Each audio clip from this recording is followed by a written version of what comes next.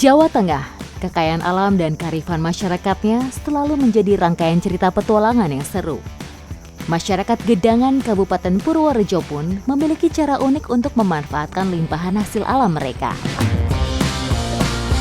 Salah satu keistimewaan hutan mangrove yaitu menjadi habitat berbagai macam biota air. Salah satunya yang sedang saya cari ini nih. Ikuti jejak saya, jejak petualang.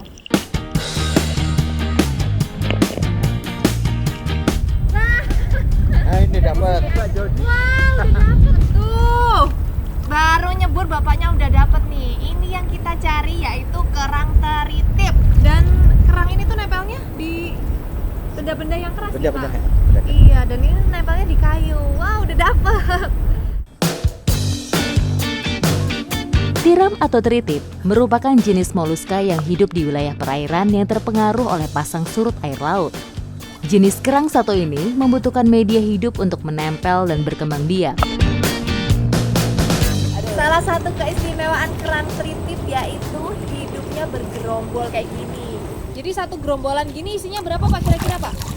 Ya ada 5-7. Oh 5-7. Kalau ukurannya besar isinya banyak ya Pak. Tapi kalau ukurannya kecil isinya ya 2 atau 3 gitu ya Pak. Susah-susah gampang untuk bisa mengambil kerang satu ini. Selain terendam air, permukaan cangkangnya juga cukup tajam jika terkena kulit. Jadi memang harus jeli dan hati-hati saat mengambilnya. Hap, aduh. Nah, dapet Pak. Nah ini adanya di serabut kelapa. Tuh, tapi kecil ya Pak. Baru sekali dapetnya yang kecil, tapi nggak apa-apa, ntar kita cari lagi. Ikuti jejak saya, jejak petualang. Ayo Pak.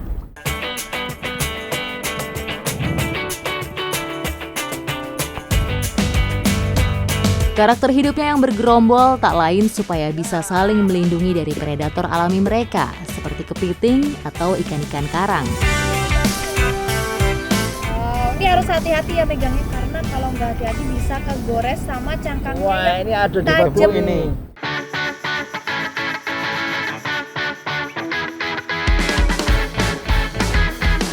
Sebagai jenis kerang-kerangan, teritip memiliki peran besar untuk salinitas air di habitatnya.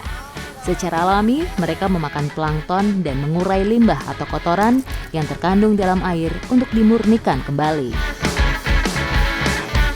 Tuh, dapat lagi nih. Jadi biasanya warga sini cari kerang teritip itu waktu airnya surut. Dan ini surut aja segini ya Pak. Gimana kalau lagi pasang? Pasti lebih dalam lagi.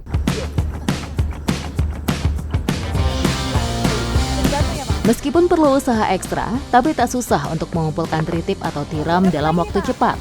Apalagi kalau dilakukan bareng warga yang memang sudah paham medan dan habitat dari si teritip ini. Wah, dapat lagi. Aduh, dapat. Kayaknya udah cukup nih. Dan sekarang kayaknya paling enak langsung diolah aja ya Pak ya? Iya, Karena iya. kita udah kedinginan dan kelaparan. Ikuti jejak saya, jejak petualang.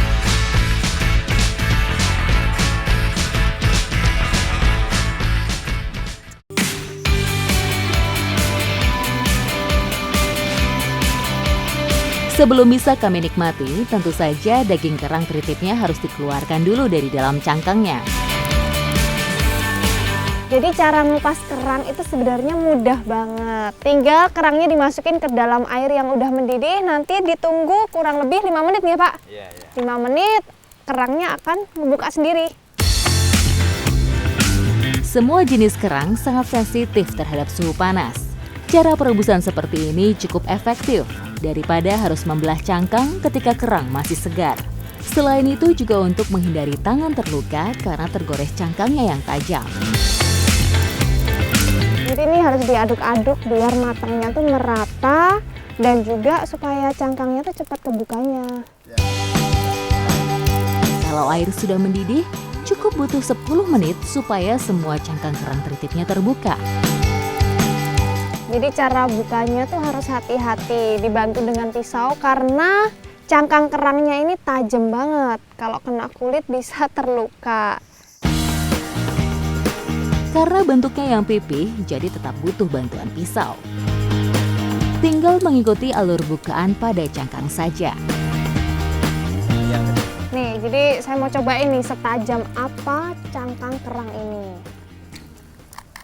Bener-bener kayak pisau ya Pak. Wow, makanya harus hati-hati banget. Sementara saya dan Bapak buka cangkang, bumbu-bumbu oseng juga sedang disiapkan sama Ibu. Ketumbar, bawang merah dan putih, kemiri, serta rempah-rempah khas menjadi bumbu utama untuk olahan oseng kerang tritip kali ini. Setelah minyak panas, barulah semua bumbu yang dihaluskan masuk wajan untuk ditumis. Kalau sudah harum, daging kerang rebusnya bisa dimasukkan untuk diolah bersama bumbu tumisnya. Aroma tumisan dari bumbunya ini udah wangi, jadi waktunya kerangnya dimasukin ke dalam wajannya. Salah satu alasan kenapa kerang tritip kali ini kami oseng karena prosesnya yang singkat dan sederhana. Terbukti tidak sampai 1/4 jam, bumbu-bumbu sudah tercampur dan meresap dalam daging kerang. Aromanya udah enak banget dan warnanya udah berubah, itu artinya kerangnya udah mateng.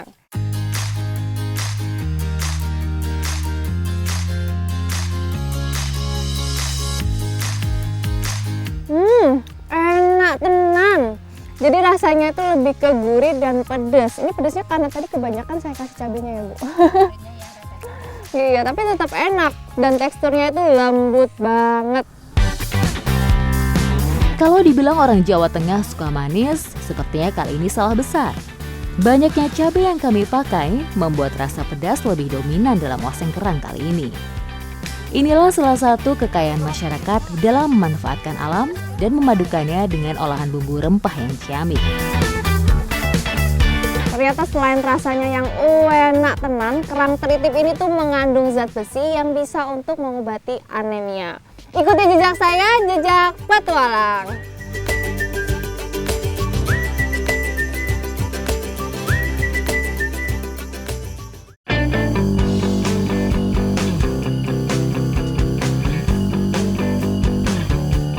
Petualangan saya di jantung Pulau Jawa masih berlanjut. Kali ini Kabupaten Temanggung menjadi tujuan saya. Kalau ngomongin soal makanan unik, Indonesia ini nggak ada habisnya. Seperti yang mau saya cari saat ini. Ikuti jejak saya, jejak petualang. Kroto atau telur semut rangrang sudah lama menjadi incaran warga untuk diambil manfaatnya. Tak hanya dijadikan makanan burung, tapi bisa juga diolah menjadi makanan yang pastinya bakal memanjakan lidah. Oh, jadi ada di atas pohon ternyata sarang semutnya, dan kebetulan ini tidak terlalu tinggi, jadi kita belum memerlukan gala bambunya ya. Iya. Nanti aja kalau pas yang tinggi ya Pak. Iya. Bisa langsung diambil Pak, tapi sebelum diambil kita harus menggosokkan abu ini ke tangan dulu. Iya. Karena supaya meminimalisir digigit sama semut nyangkrangnya. Iya. Bukan perkara mudah untuk bisa menemukan sarang semut rangrang di alam seperti ini. Mata harus jeli, karena sarangnya nyaru dengan daun tempat koloni semut membuatnya.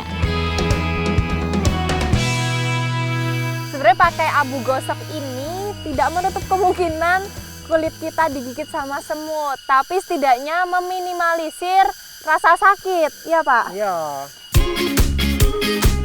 Dalam mengambil kroto, hal yang perlu kita waspadai tentu saja amukan koloni semut rangrang yang merasa terganggu. Jadi perlu tindakan pencegahan dan pastinya harus siap untuk digigit si semut rangrangnya. Ampun Pak, tuh kita mau langsung ambil sarang semutnya. Hati-hati nggih Pak. Galak Mbak, nyokot. Galak nggih semutnya nggih. Wow. Aw. Ini baru mulai udah digigit sama semutnya.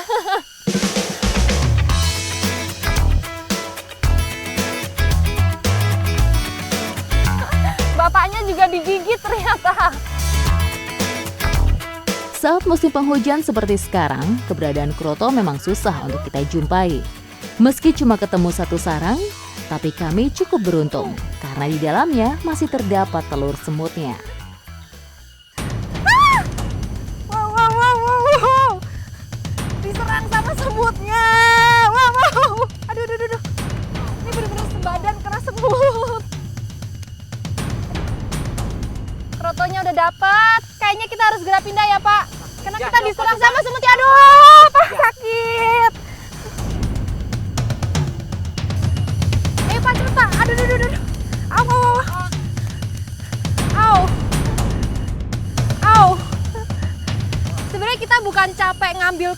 buahnya dari pohon, tapi capek karena ngusir semut yang ada di badan kita. Tapi nggak apa-apa, yang penting kita udah dapet krotonya. Dan sekarang kita mau olah jadi apa, Pak? Bodoh. Boto. Ikuti jejak saya, jejak petualang. Ayo, Pak.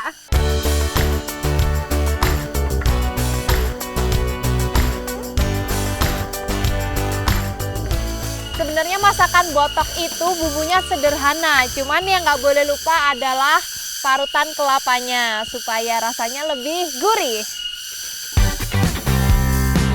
Botok merupakan salah satu kuliner khas tanah Jawa. Hampir semua jenis daging dan bahan makanan lain bisa diolah menjadi botok. Selain parutan kelapa, bumbu yang wajib ada tentu saja bawang merah dan putih, cabai, serta rempah-rempah penyedap rasa. Ini bumbunya udah halus, jadi tinggal campurin krotonya dengan parutan kelapanya.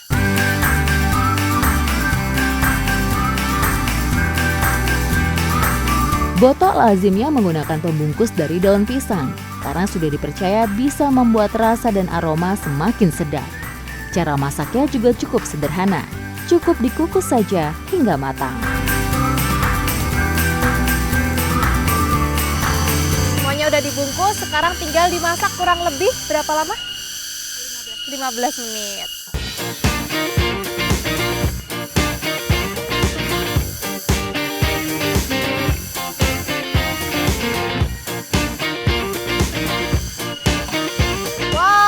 Mateng dan aromanya enak banget. Ini ketambahan aroma dari daun pisangnya.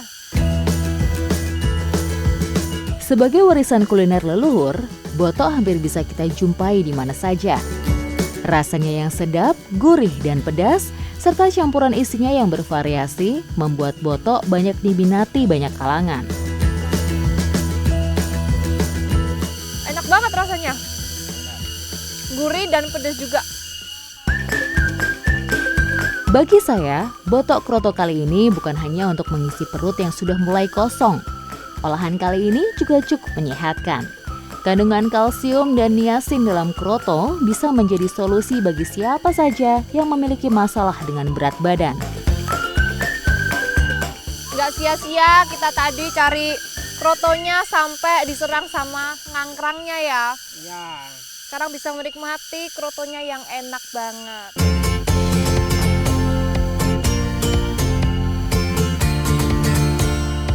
Selain rasanya yang enak dan nikmat, ternyata kroto dipercaya oleh masyarakat sini sebagai obat asam lambung. Ikuti jejak saya, jejak petualang.